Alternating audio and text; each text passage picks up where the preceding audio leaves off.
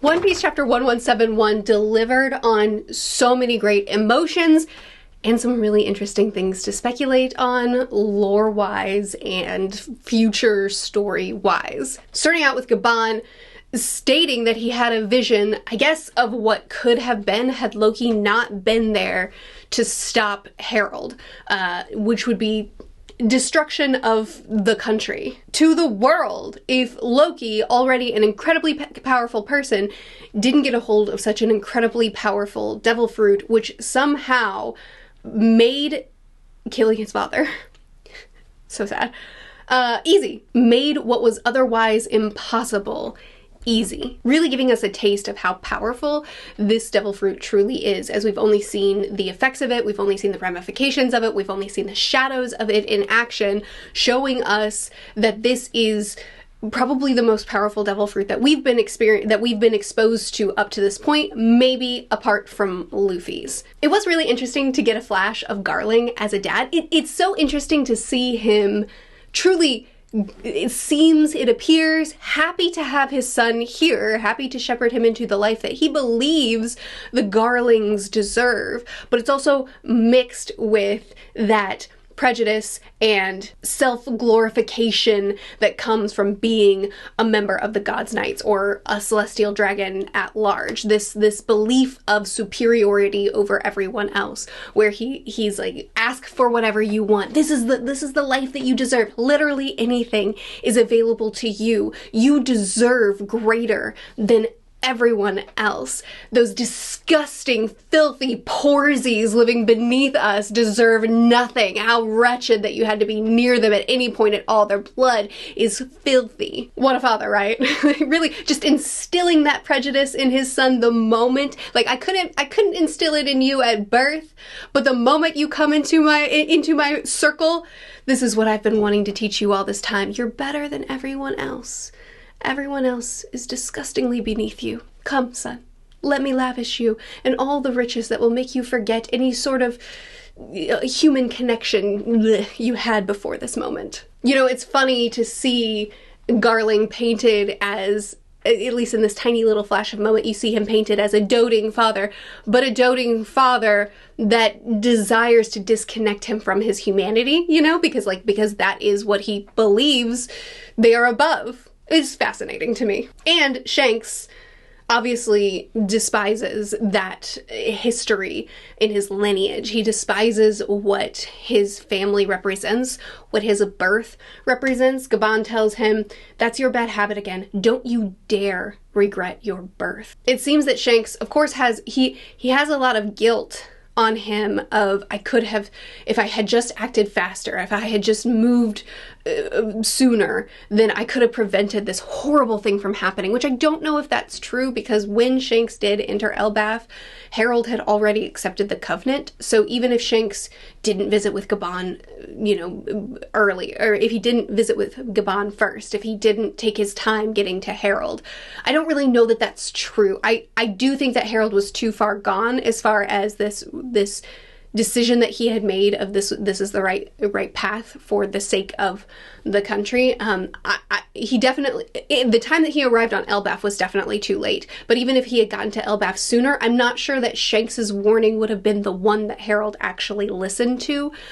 So I do think he's wrong to take that guilt upon himself, but he seems to have guilt not only that maybe something I could have done could have prevented this, but really just shame over his own birth, shame over what he was born into and the family that he has, the fact that he was born unto people who are this way is enough to really grieve him. This is a great scene for Gaban, really counseling him and comforting him and trying to help him get past the shame that he's carrying and the guilt that he's carrying, and teaching him that no, your life is valuable. You should be here and you can still make a difference as you are. You still have a role to play. I guarantee it. Everyone's life has meaning, but you have to keep a level head. Great advice. Amazing. Like, I love Gaban in this scene, but I also love seeing Shanks really distraught like this. You know, seeing him in a much younger and more vulnerable state than we're used to seeing him. Really, this entire page, though, is incredible. Not only Shanks and Gaban But this panel of Loki sitting cross-legged, sitting on the ground, hand in face, flames all around them, bodies around them, broken castle, and his father, who he had to kill, laying on the ground in front of him. This is what he gets for loving his country. Incredible panel. Incredible emotion in this scene. You know, how distraught he was to have to be the one to do this, to have to be the one to kill his dad. And then as soon as he does, he just sits down and grieves over yet another loss. Loki really has not had any relief in his life. Ida obviously provided him with love, but even that he couldn't truly embrace. You know, he didn't allow himself to be accepted into her home. He took her juice box. He brought her game that he had hunted down when she was on her sick bed. He loved her and accepted her love to the amount that he was capable of after so much rejection and so much pain, after so much had happened to him. You know, he refused to let her fully in. But really, in his entire life, with his bio mom, with Harold, with the country at large, he hasn't had a moment of relief. And seeing all of that culminate to this, it breaks my heart. It's so tragic. And now Emu. Emu's perspective, getting this little glimpse into Emu's mind, fascinating for this character that has otherwise been very mysterious to us. The prospect of an ancient giant, someone that is so strong, that is of the Elbaf warrior clan, that was willing to participate with Emu, that was willing to participate in a covenant with Emu. What a rarity. What an unexpected prize for Emu. And you're saying that he was killed? How? What is on Elbaf? I love this because you see how Emu perceives this opportunity with Harold as an unexpected, like, a once in a lifetime situation that can never be replicated. And after he gave this giant immortality, making him that much more powerful, someone was still able to kill him. What power lies on Elbaf?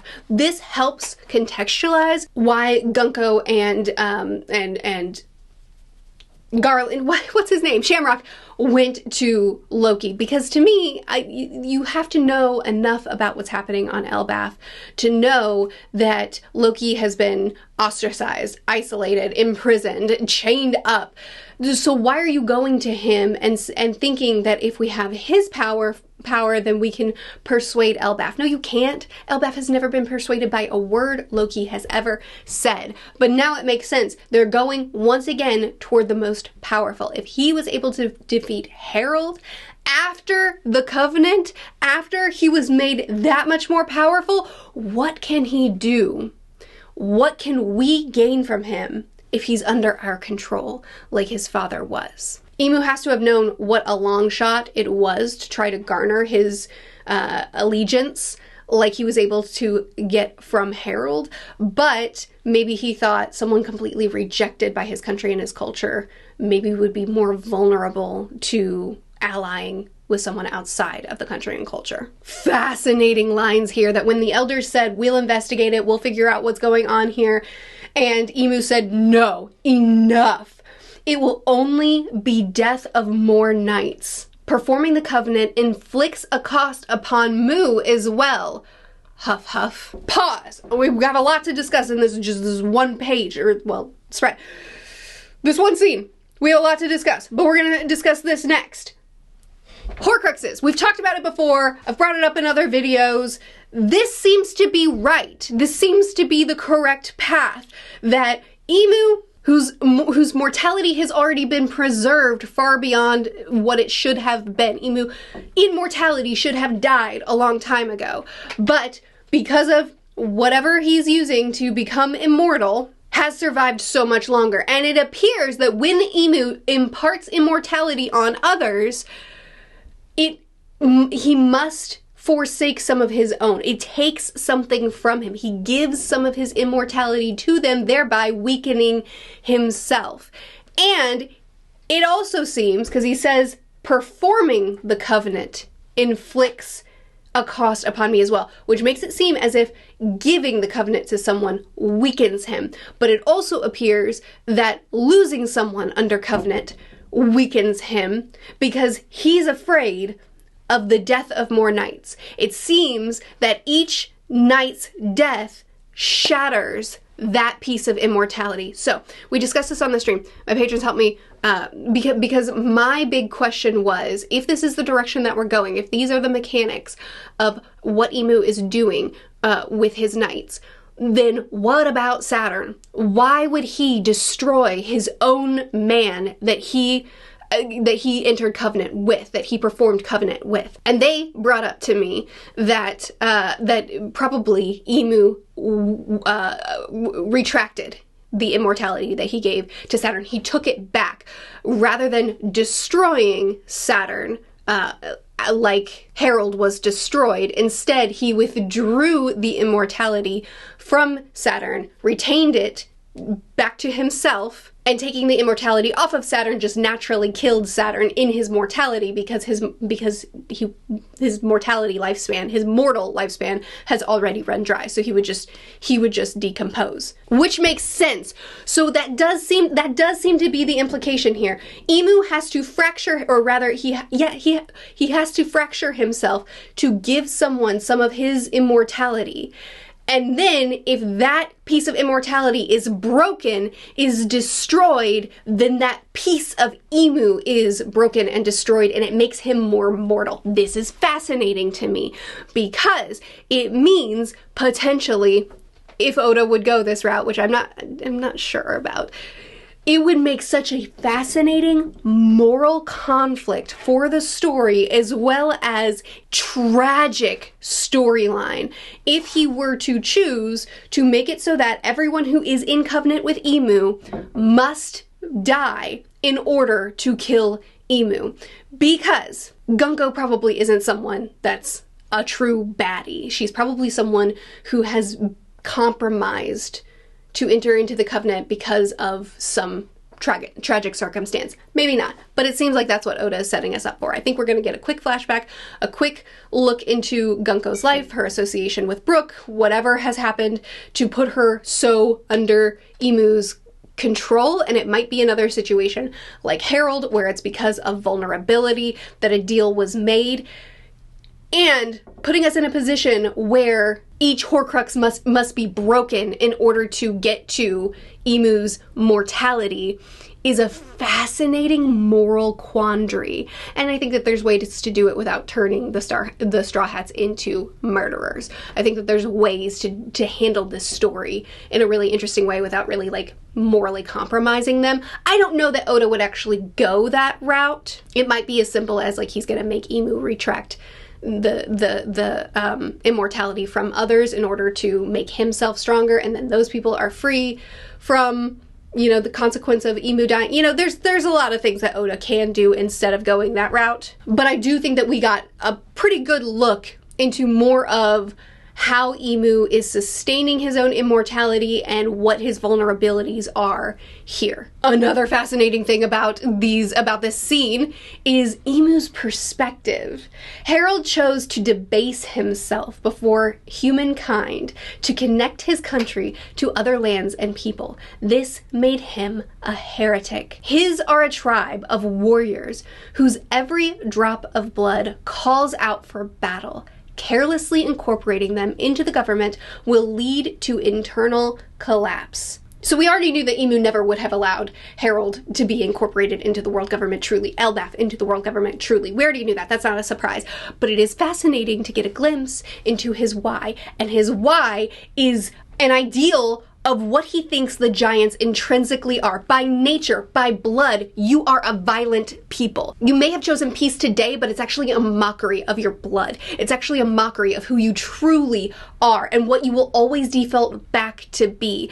Because Emu has this prejudice, this narrow-minded view of what the Elbaf warriors always are meant to be, what they always will become, the trend that they will always follow. And he believes that Harold choosing peace and leading his people into peace is a debasement of who they truly are by blood. So we see that this is a prejudice toward the Elbaf warriors that he holds that has led him to holding them at arm's length, to believing that they don't deserve, that it would be dangerous to have them actually truly allied with the world governments. They can only be used as tools, and they are a necessary tool because of the prophecy that says that whoever has the whoever has the giants on their side will win the final war.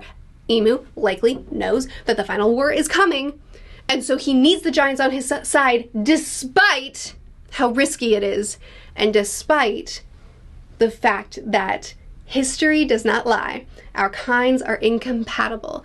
Never forget that Elbaf is D. What does that mean? I don't know, but my assumption is that this has to do with the Harley, and this has to do with their connection with sun god Nika. It seems that the will of D is clearly something that you can inherit. It doesn't have to be something that you're born with. It doesn't have to be something that you were given. My guess is that the will of D, I don't know what the D stands for, but the will of D is in those that carry the name of D are those that have pledged themselves to be in direct opposition to the world or to what Emu represents. So there's those who have adopted the name and taken it on for themselves, probably Lily being one of those types. And then when those people have kids, they probably name their child with the D initial, showing that they'll raise them up in the same way that this is what this household has chosen to be. So Emu would be inclined to wipe out any child that's born with the name of D, but also that he would go after those who have chosen the moniker of D for themselves. Elbaf, having the Harley, having this prophecy, having this connection with sun god Nika, probably puts them inherently in a position of opposition toward the world, toward whatever it is that Emu stands for. And so he's saying, Emu here is saying, I think, maybe, who knows, that history does not lie. Our kinds are incompatible. Naturally, we are incompatible with Elbaf because they have the will of D naturally in their culture, in their history, in their prophecies. They are inherently against us, but I still have to try to find a way to ally them to me by force. It won't come through any sort of agreement, which is why Harold was a once-in-a-lifetime opportunity, someone who actually was vulnerable enough to accept covenant with me by his own free will. Yes, there was manipulation involved, but by his own free will. That would never happen because Elbaf is D automatically. So a king actually allying with me will never happen again. This was one-time opportunity and I lost it. So you see the vulnerability of this. I don't know. Maybe I'm misinterpreting everything that's being said here, but it has me excited. So Loki says he's going out to sea. He says that he's going to take all of the guards that are left and he's going to avenge his father. Don't speak of what happened here to anyone. And you're all, what about what your dad said? Don't you know who they're gonna blame if we actually keep this secret? Loki's response here, how's that any different than usual? He's right. How is that any different from how I've been treated from day one? No one has listened to a word I've said. That doesn't absolve him from, the actual harm and violence that he has brought. But from day one, he has not been given a chance. From day one, he has been called accursed. They have tried to kill him, to get rid of him, to chain him, to silence him. And here he's saying, okay, so everyone will assume I did it. How is that any different? Everyone has assumed my guilt over everything that has come before this. Do you really see a future where I become king and carry on my old man's ideals? but there are other ways I can live up to him. After everything that has happened to him, and then everything that happened in his childhood with his mom, and everything following, leading up to him being forced to kill his own father, and this is still the perspective that he takes, no one would allow me to actually rule like he wants me to actually warn the people like he wants me to. There's no reality in which Elbaf would accept me that way, but I can do something. I can do something to live up to him, to honor him. We already know that Hadrudin was out when his mom died, that he was off, I think, trying to find any sort of medicine that could save her. And so all of this that happened with Loki, the decision he made, then his eventual capture, and being brought back, by the time Hadrudin returned, all of this, he missed everything, and the rumors had already begun. Loki taking the blame on himself had already happened.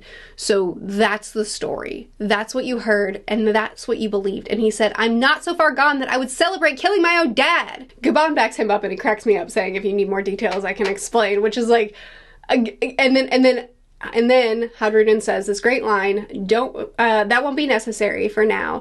I don't need a reason to protect my homeland. Excellent line. Excellent line, but also good job, Oda, because as much as I have loved this extended, very, very long flashback, it's been amazing.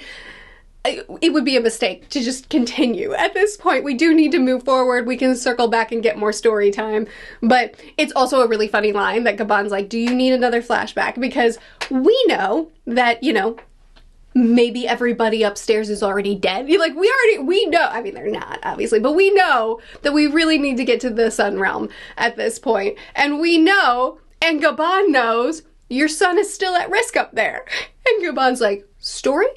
But anyway, we'll circle back to it. We have a lot more to learn. We have a lot more story to get from Loki alone. But what I love in this chapter full of things that I love is that Loki, no, his name is Hadrudin, that Hadrudin was the one to take the chains off of his brother. That Hadrudin was the one to reach out, extend a hand, say that we're united by our love for our father, and tell him, invite him, come fight beside me. This is the healing that we've wanted this entire flashback. This is the healing that Ida and Harold had hoped for from their sons. Whew, man. And the panel of Loki looking down at his hand that his brother just shook. And you can see how, like, this is the first time that someone has listened to him. This is the first time that he has told his story, that he's given an explanation, and someone has actually listened and accepted what he said and believed him. Ida and Harold both offered him extensions of love. Ida, truly so wonderful, but offered him extensions of love, and he could accept it up to a point. But his brother hated him, and he listened to what he said, changed his perspective, believed him, and extended a hand of unity for his brother. It's so cathartic. I'm so happy to have had this before we enter into the battle. And then, comedically, immediately after this, a giant nightmare falls from the sky and just crashes to the ground head first. And Luffy's like, awesome! Show us what you got! I want to see! And me too, so I agree. Yeah, show us what you got, Loki! I also just love all of Hadrudin's crew telling him, like, okay, we thought you were a scumbag. We were wrong. I'm sorry about that. Sanji carries Gaban out of there, and Loki swings Ragnar, and ice? It's an ice attack? Why? Okay, it looks amazing. First of all, looks incredible. The ice, like, coming out of him and shooting backward, completely freezing this nightmare in place. I don't know, can he be shattered after this? Like, can you just totally destroy someone by a second hit that then that breaks the ice and the person within it that's been frozen within it too? I don't know.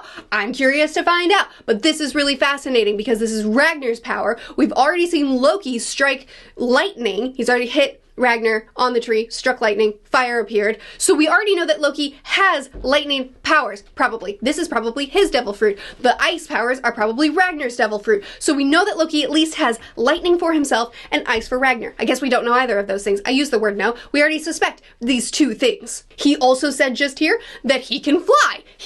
Where is that line? You go ahead. I can fly up. So, okay, last chapter, I brought up that he might be the wolf, he might be the dragon that lives at the bottom of the tree, or he might be the eagle that lives at the top of the tree. I was rooting for dragon just because I think that the fact that we met Loki at the bottom of the tree and his relationship with the dragon's relationship with the squirrel and the way that the dragon, I talked about it last chapter, it doesn't matter. I was rooting for dragon. One of my patrons mentioned dragon fatigue, which I think is fair. We have had a fair few of dragons recently. I don't care.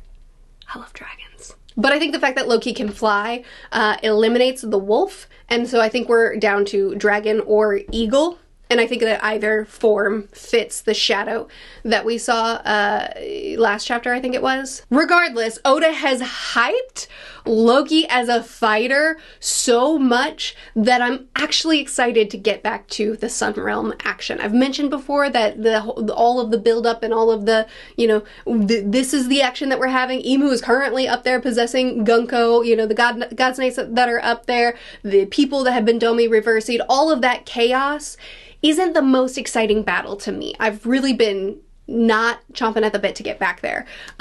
Now that we've had Loki's powers hyped so hard, and Oda seems to have intentionally withheld the memories that, like, for instance, Loki leaving and then Shanks and the others wrangling him and bringing him back, like the memories that Gaban said, I have more information for you, I can give you more information, or Loki could give some of that more information as well. Oda has intentionally pushed that off, probably because he wants to reveal Loki's fruit here. So finally, I'm really excited to get back to the Sun Realm and get back to that battle, if only to see Loki.